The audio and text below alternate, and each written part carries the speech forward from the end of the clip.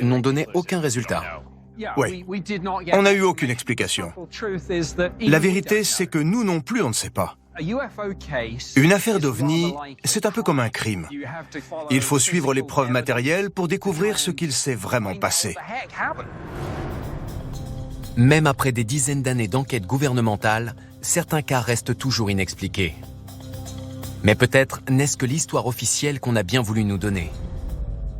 Si le gouvernement cache vraiment quelque chose, je dois trouver des preuves matérielles. Le problème dans ce genre d'affaires, c'est qu'il n'y a aucune preuve tangible. Mais en examinant les dossiers, un autre incident a attiré mon attention. C'est un document du ministère de la Défense canadien avec une histoire assez incroyable. Près du lac Falcon, dans le Manitoba au Canada, le 20 mai 1967, un homme du nom de Stéphane Michalak a vu deux objets en forme de cigare briller d'une lumière rougeâtre à 50 mètres de lui. Et voilà le rapport officiel qui raconte comment un agent de la police à cheval a retrouvé Stéphane après l'incident. Il m'a crié de rester à l'écart. Il m'a dit que j'allais attraper une maladie de peau ou être irradié si je m'approchais trop près. Un gaz d'échappement ou une substance chaude est sortie du vaisseau, brûlant sa chemise, sa poitrine et son chapeau. Incroyable. Ce sont des photos de lui allongé dans son lit d'hôpital. La vache. Qu'est-ce qui est arrivé à cet homme? On voit clairement qu'il a été brûlé à la poitrine. Ça fait un dessin en forme de grille. C'est pas beau à voir. Il lui est forcément arrivé quelque chose.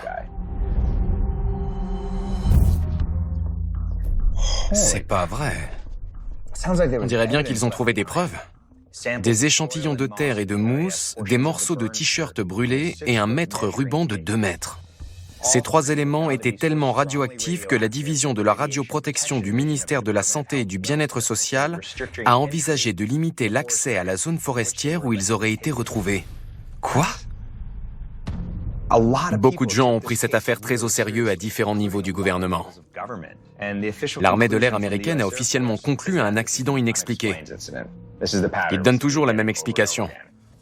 Dans le rapport, ils disent qu'après sa prétendue observation, Michalak et un autre collègue ont découvert 2 bouts de métal en forme de W. C'est vraiment bizarre.